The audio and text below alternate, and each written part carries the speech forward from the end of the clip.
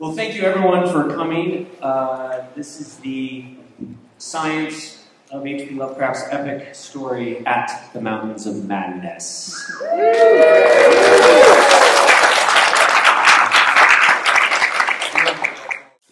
So today we're going to examine one of Lovecraft's longest stories, his epic tales, through a kind of scientific and critical lens. And like all the presentations from us here at the H.P. Lovecraft Film Festival, we have giveaways for you at the end. So if you leave, you don't get stuff. And this year, we're not doing it based on trivia. We're going, instead of rewarding knowledge, we're going to reward what you don't know. Curiosity. So think of good questions to ask. There's a microphone there, and good questions will get stuff. Okay, so I'm joined by an awesome, wonderful panel here today. At the very end there, Mike Dubish. Mike Dubish is an artist of horror and fantasy. His Lovecraftian works include the graphic stories Weirdly, Order and Takeout Chaos, and the art book Black Velvet Cthulhu. Mike Dubish.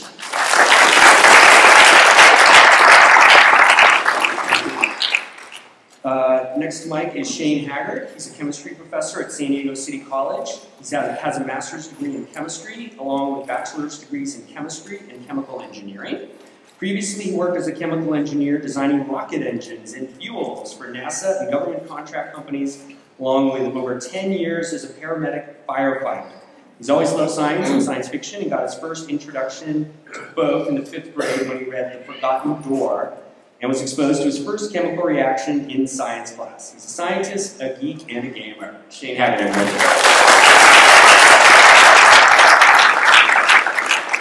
Next to Shane is Dr. Lisa Will, who earned her Bachelor's of Science in Astrophysics from UCLA in 1993, and her PhD in Physics from Arizona State University in 2000.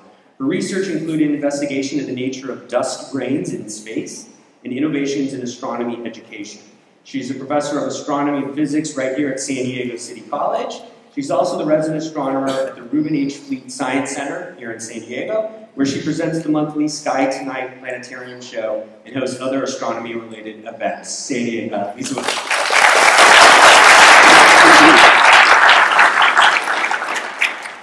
Next, Lisa is Leslie S. Klinger. He's the New York Times bestselling editor of the Edgar-winning The New Annotated Sherlock Holmes, the new annotated Dracula, and most recently, the new annotated H.P. Lovecraft for library W.W. Norton, as well as the Bram Stoker Award-nominated annotated Sandman from Vertigo.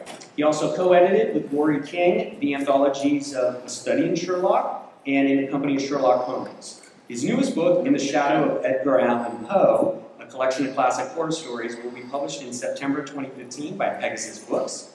He's currently working on the new annotated Frankenstein, to be published by Library in October 2017. Klinger serves as the treasurer of the Horror Writers Association and practices law in Los Angeles, where he lives with his wife, dog, and 3 cats. Les Klinger.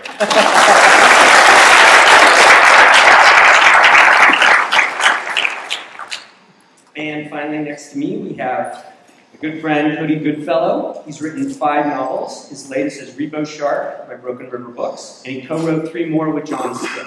His first 2 collections, Silent Weapons for Quiet Wars and All Monster Action, each received the Wonderland Book Award. He wrote, co-produced, and scored the short Lovecraftian hygiene film Stay at Home Dad, which you should see. It's not safe for work, but you should see. Stay at Home Dad, which can be viewed on YouTube. He's also co-director of the H.P. Lovecraft Film Festival San Pedro and co-founder of Perilous Press, an occasional micro-publisher of modern cosmic horror. He lives in Burbank, California, and is currently working on building a perfect bowling team. Cody Goodfellow.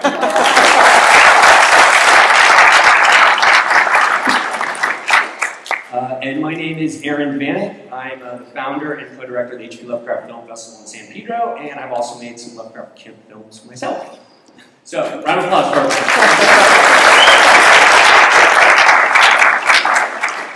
So what I'm going to do is I'm basically going to explain a little bit about H.P. Lovecraft and his story, At the Mountains of Madness, and then be showing a bunch of slides and kind of talk about subjects in the story itself. So please excuse me while I read for a bit, and then we turn it over to the panel. H.P. Lovecraft is described by Stephen King as the 20th century's greatest practitioner of classic horror tale. Lovecraft was born in 1890, died of intestinal cancer in 1937 at the age of 46.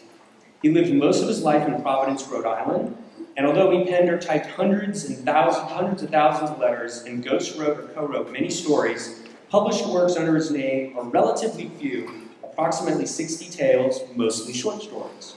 He did write a couple of novellas, one of them entitled At the Mountains of Madness. Lovecraft wrote it in early 1931. The same year, it was rejected by Weird Tales magazine for being too long. However, Astounding Stories finally published it in 3 installments in the February, March, and April issues of 1936, a year before he died. And that's one of the classic covers from the publication. The plot of Mountains of Madness concerns a failed scientific expedition to Antarctica, recounted as a flashback by the only sane survivor, William Dyer, who was a geologist trying to prevent a second expedition to Antarctica. While in the frozen wastes, Dyer and his fellow explorers discovered an ancient alien city designed by what is called the Elder Things, or Old Ones, which are hinted at in the Necronomicon. The Elder Things built a thriving civilization with the help of a slave race they created, giant protoplasmic things called Shunts. The Elder Things were engaged in a territorial war on Earth, prehistoric Earth, and their reign ended right around the dawn of man. Supposedly went extinct because frozen specimens are discovered by the expedition, and they eventually thaw out and return. While exploring the city, Dyer discovers the history of humanity, which was a throwaway, failed Elder Thing experiment. Dyer and a grad student, Danforth, flee the city as that is not dead, which can eternal lie, and with strange eons, even death may die. All the things in the city are still there, the Shoggoths, the Elder Things, etc. Danforth goes insane after he looks back at the city, like Lot's wife, and sees a great horror left to the imagination. At the Mountains of Madness is regarded by many as one of Lovecraft's best stories, because it details mankind's cosmic insignificance, and it's kind of a hub story that many of the Cthulhu mythos elements tie into. It's also one of the early stories that kind of hinted at the idea of ancient astronauts, the theory of aliens that came down to Earth in the prehistoric era, and possibly created Homo sapiens. Theodore Sturgeon said the story was, quote, a good deal more lucid than much of the master's work, unquote. Like most of Lovecraft's work, the story influenced many future artists, from the psychedelic music of H.P. Lovecraft to Guillermo del Toro's repeated attempts to turn the story into a movie. So I was going to say, flip a coin and that's if the movie's on or not. There's a great graphic novel adaptation of this by I.N.J. Coverd. It's worth tracking down if you can find it, and it's down at the Adventures Retail booth. I saw a bunch from there. It's a good graphic adaptation. There's also a radio drama by the H.P. Lovecraft Historical Society, and a long campaign adventure for Chaosium's Call of Cthulhu's role-playing game, among others. So it's highly influential. And today we're going to look at the science behind this epic. So, first I want to talk about science and exploration in the 1930s when it was written in Antarctica. Antarctica at the time was still not entirely explored.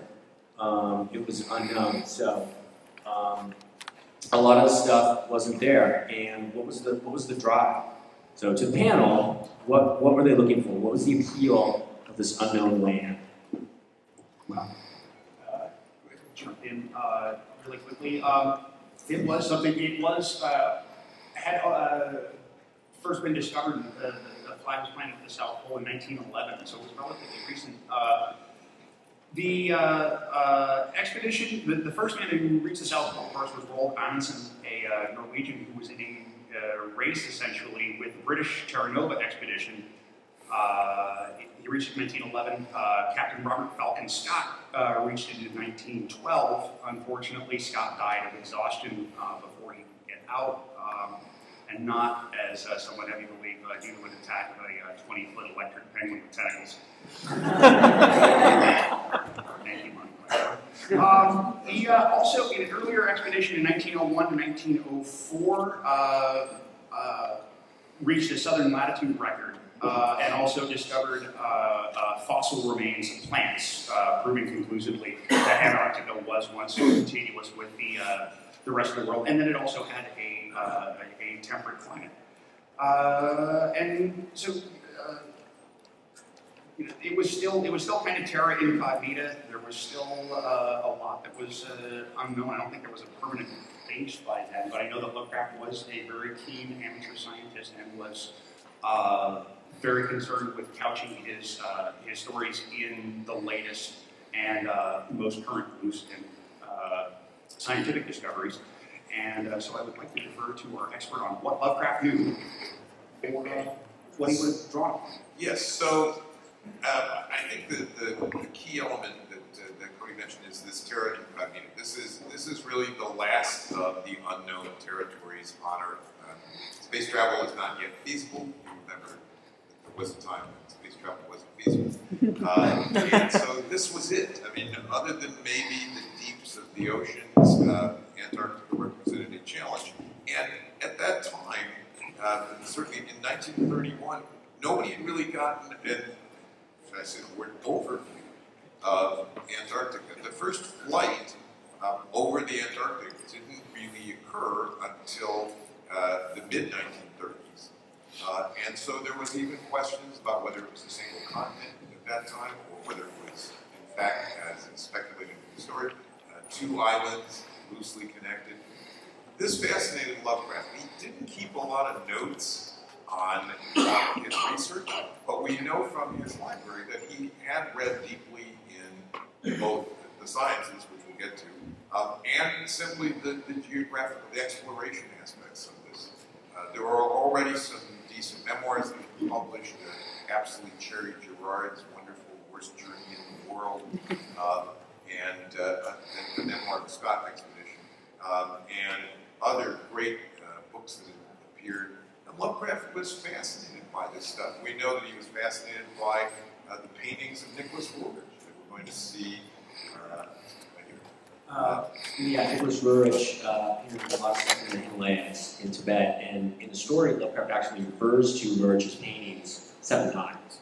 And this is one of them. You can see a lot of this stuff for free online. It's really a lot of amazing art. He had seen an exhibit of Roerich's work, and thought it was amazing. But we can tell from, there's very specific references in the story to historical expeditions. He didn't make that stuff up. He clearly knew about Mawson and Shackleton and Scott and what had gone before. Byrd, in fact, it was also mentioned.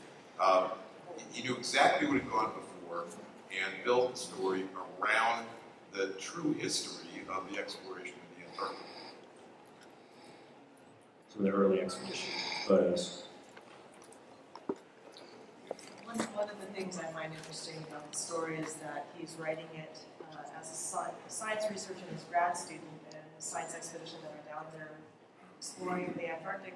While we were actually still exploring the Antarctic, the entire coastline had yet to be mapped when Lovecraft was writing this story. So I always think of Lovecraft as being a hard science fiction writer that turns into a supernatural fiction writer halfway through the story.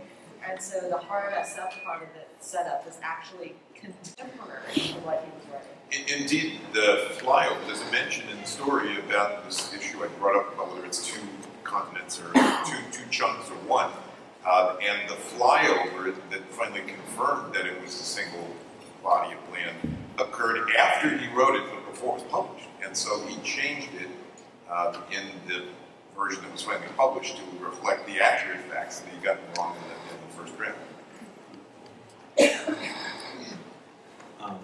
So some of the things that they found that were real were penguins. So those of you familiar with the story, the expedition finds giant 6-foot albino penguins that have been living there. So we talked about penguins.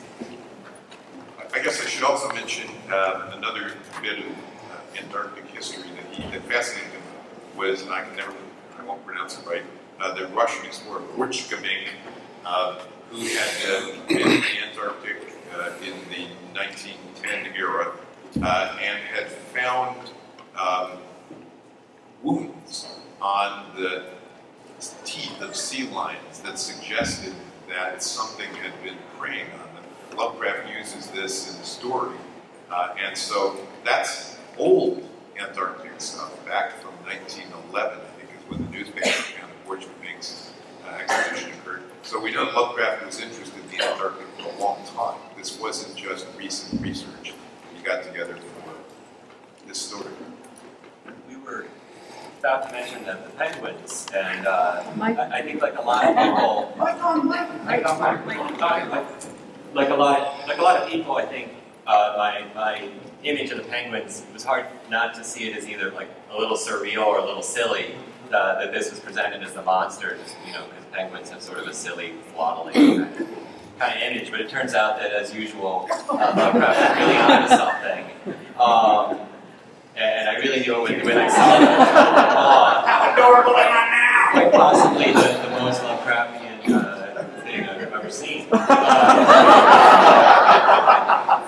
Additionally, as it turns out, there actually is a Colossus penguin that is an extinct animal found in Antarctica, as well as the island of Caprona, New Zealand, and Peru. It was a less evolved penguin. It actually had more elbow and wrist action, and could swim underwater for longer, and went extinct when they were displaced by whales. So definitely, you know, Lovecraft is really onto something. Imagine that creature, but also albino and blind from living underneath, from living within the walls of the city. Definitely be quite a ferocious, frightening sight, I think. Actually, the thing that I found interesting about the penguin reference was he said along the lines of even bigger than a king penguin. But nowadays, I think most of you think of emperor penguins as being sort of the classic Antarctic penguin. But the king penguin had been discovered and first documented, I think, in about the 1700s. And then the emperor penguin was documented in the mid-1800s. And so I don't know if Lovecraft knew of the fossils of these extinct penguins, or if he just extrapolated on up. Well, we got king penguins that were about like 2 feet tall, and emperor penguins that were 3 feet tall. That's just... Lord God, king penguins. And they're subterranean, so they could still tell them. They call it the Colossus penguin. It actually has a Latin name that's as unpronounceable as anything in Anglo. As I said before, my Anglo is terrible. Latin words. But it's the Paleogipton.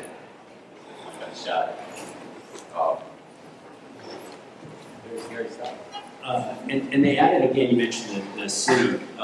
So basically they find in Antarctica a city underground, underneath the ice and snow, where the elder things are living. This is another one of Roach's paintings. It's a Himalayan monastery, but he makes reference not just to the landscape, but uses the Rurick's architectural designs as a frame of reference for what the Elder Things cities built. The first reference, so this is Lovecraft's words right here. Something about the scene reminded me of the strange and disturbing Asian paintings of Nicholas Roerich, and of the still stranger and more disturbing descriptions of the evilly fabled plateau of land, which occur in the dreaded Necronomicon of the mad Arab Abdul al-Hazred. So Lovecraft's making references of, things like that, to the Necronomicon that he created. So again, this is one of Roerich's paintings. Here's some other paintings, illustrations that we got kind of representing Antarctica, the frozen wastes. Cody, do you want to talk about this? These are concept designs from the ill-fated At the Mountains of Madness animated feature film, which might be bouncing back. This one's. Yeah. So real quick, I'll make another announcement. But a while back, I was involved. They were trying to make an Out at the Mountains of Madness feature film animated by a Canadian production company. The Kickstarter failed, but secret surprise announcement: it's coming out this fall, or production will start this fall as a web series. There's going to be a web series of At the Mountains of Madness. This is concept art. Steven Sloan is one of the directors. This is concept art of the city. So this is from the animated web series that's going to be coming out. I'll show you more concept art from this animated web series. And the thing that I loved was Sloan said he's basing everything off of the Roerich painting. So you'll notice you know, the color scheme, the structure of the buildings and everything is directly influenced by Roach because Lovecraft talked about it. So we have some more, that's another concept art from the interior of the building from the web series. So we'll be showing a couple more things from that coming up. There was some great stuff. If you do get a chance to see stuff, there's a gallery in New York. If you get a chance to see the stuff live, it's pretty amazing. So also underground in the city, one of the big things they find is the elder things that we were talking about, the old ones or elder things, which Lovecraft actually does give a fairly detailed description of what they look like. And artists mainly make it look like that. That is concept art from the web series, from the Mountain to Madness web series of the elder thing. So they're described as having like a starfish-shaped head, wings, with eyes coming out, kind of a barrel-shaped body, really tall. And in the story, the scientists, the expedition finds them frozen in the waste and start cutting them up.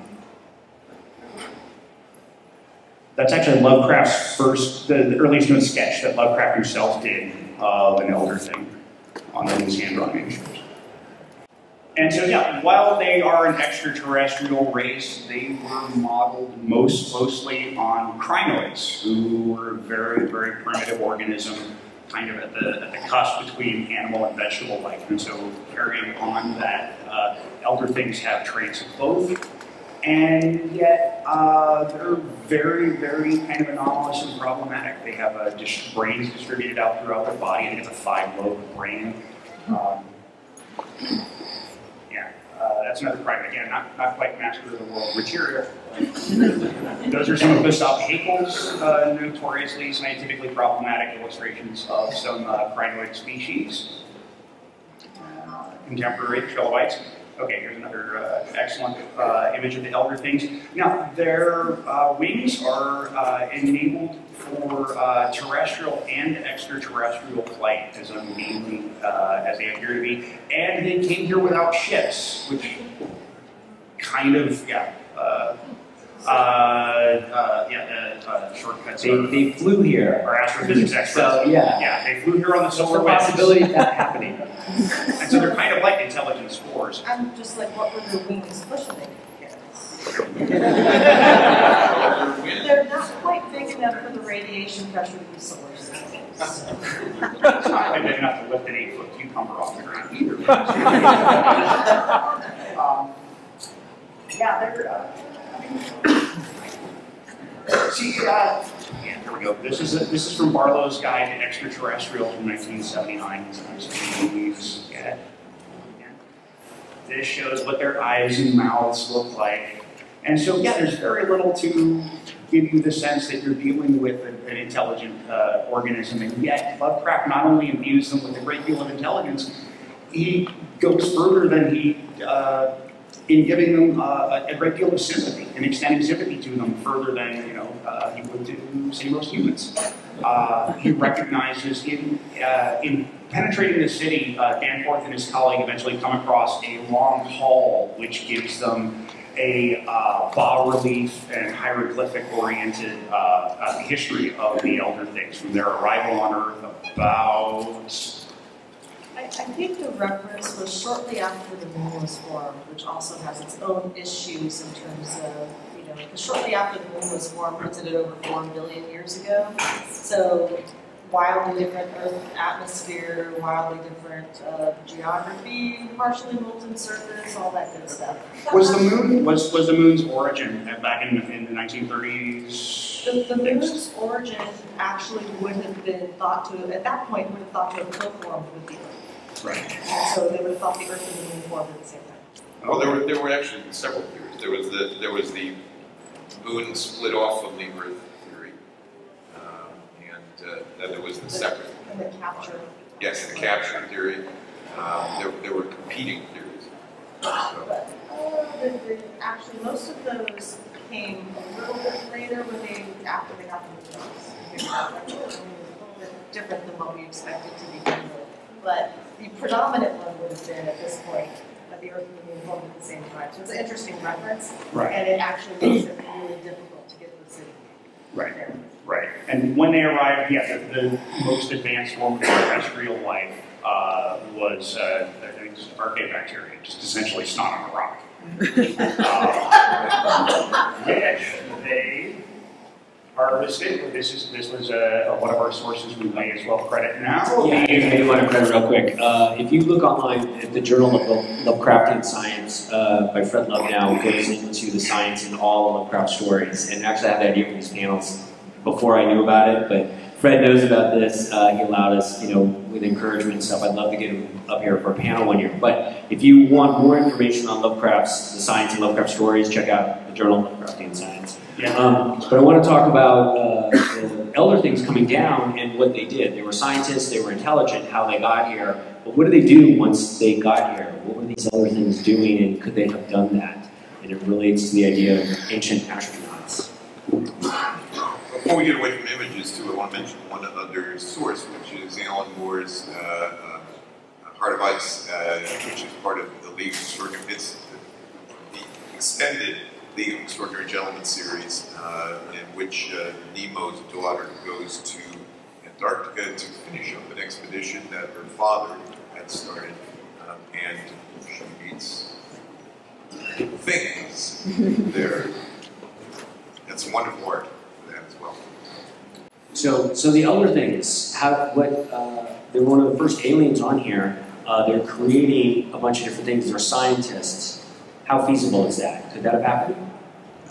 But when you talk about the Elder Things, and one of the things Lovecraft talks about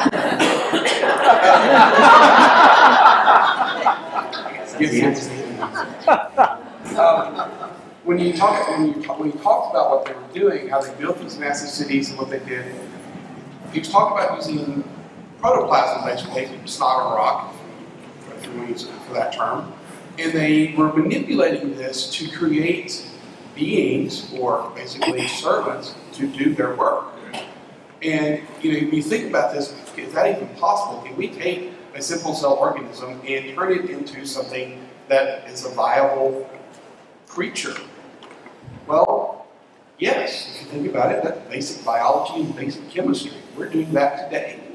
We're taking basic cells and we're converting those into hearts, livers, other organs that we might need, skin. So he's not far off on this idea. If these creatures, these ancient aliens, were able to actually come to Earth and do this, if they were actually able to get here, okay, and they have this great knowledge and great science, then yes, this is not a far-fetched idea that they would have the ability to take basic chemical materials, because we're basically just one big walking, talking chemical reaction, and manipulate those in a way to create something that's useful to them. So this idea is not far off, because we today are getting pretty darn close to doing some of the same things. The shotguns are essentially biological machines, and you have, I threw all these up because Prometheus and the alien mythology are a great, another updated take on the same sort of xenogenesis, sort of intelligent design, but not what they were praying for, kind of an explanation. And Prometheus, for better or for worse, gave us a sort of analog to the Elder Things, and also an analog to shotguns, to their own processes gone wrong. And of course, it also had a wonderful expression in the Thing. And to me, I think the fascinating thing about the Elder Things and the shotguns is that you have beings who created a race that could instantly adapt, and yet they were themselves completely untouched, or untouchable by evolution, unchanged over at least 1 billion years that we know that they were here. And so that the body, the physiology that they had evolved worked perfectly for them as aristocrats, as slaveholders. And one wonders if they had engineered themselves and arrived at that as the optimum sort of a vehicle for carrying around satisfaction and appetites. But obviously, they had the ability to change others. It's probably the ability to change themselves, and so it seemed to be an ideal form, at least for them, similar to a shark. Well, they probably had got to their form, like you say, by millions and millions of years of experimentation on themselves. and got to this point where they felt like you said they're at the top of the food chain basically. And their idea of being able to manipulate anything to whatever they need was part of their culture basically at this point. So one of the things, the other things we're doing is, again, scientists creating things, and they create, humanity was an offshoot, a failed experiment, but then they made these things called the Shoggoths, which were like, for the time, they're slave race, and the Shoggoths eventually rebelled. Well, they're protoplasmic, kind of blob things that can form eyes and mouths and tentacles as needed. In other words, they're extremely adaptable, like an amoeba that can sort of go anywhere, do anything, form anything. This is Tom Sullivan's great art from Cthulhu Mythos Guide. Pearson's Guide. Pearson's Guide, yeah. This is concept art from the Mountains of Madness web series again. This is some of the concept art. So you can see about it, basically a giant blob, and whatever they needed to build anything, the blob can make it. It needs arms, needs eyes, needs mouths, whatever. It can form that almost instantly into something. How is the possibility of that? Is there any, what's the biology behind being able to form an organ as needed? Well, if you think about it, there are species out there now that can do that to an extent. If you cut a salamander's tail off, it'll grow one back. There are other species out there that the starfish can grow its limbs back. So we find specimens on Earth today that can do that actually can regenerate or make what they need. There are certain species of animals that can decide, well, there's too many males right now, so we need to have more females, and they will change sex. So this idea is not far-fetched.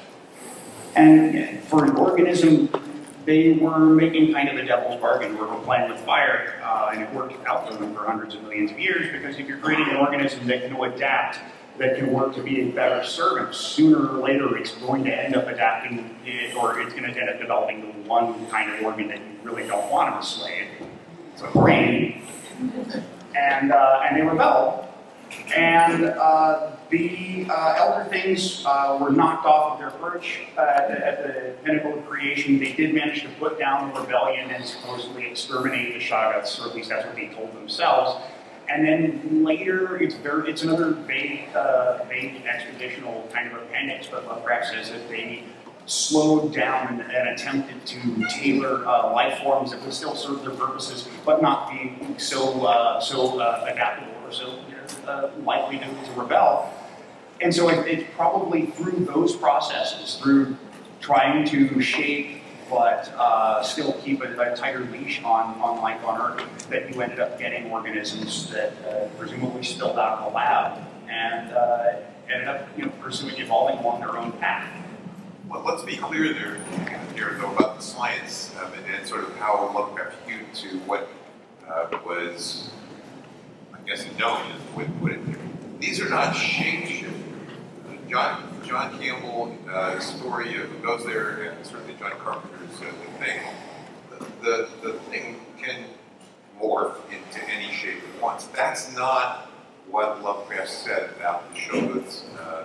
He's talked really more about evolution. He was really using Darwinian ideas of breeding creatures with specific things. So it's not the sort of far-fetched shape-shifting, and notwithstanding what Shane said about creatures out there, there still aren't any shapeshifters that we've found in science. So Lovecraft didn't go there. He wasn't going to the extreme that become popular in movies. So we have more things in the sharks. They're basically forming organs as needed, not necessarily becoming something else. Replicating a human as much as like we'll replicate a bunch of legs and arms that humans have. But it's, when we see the organism, when we finally see a Shoggoth and it pursues our protagonists back out of the city, it is using mouths that are in imitation of its masters to scream, its only line that it gets in the whole story, which is an imitation. Presumably, it's a parroting of its thing. And so it does seem like it's capable of imitation, or it strives towards it, but it's almost a nightmarish parody of what it's imitating. Maybe we should pause here for a second, just sort of a quick aside, which is, why does any of this matter? Why does it matter that there were real bases for the things that Lovecraft was writing about? I think that's an important thing to understand about Lovecraft's approach to writing in general. He expressed at one point that to really sell a supernatural tale, it had to be 99% realistic. It had to be, he said, almost like a hoax, where you can believe almost everything, and then there's the piece that he wants to sell you that's the supernatural part. So that was a very important part of his writing techniques in general, was to ground the stories as much as he could in realistic details. We're going to see that in some of the other areas of this story as well.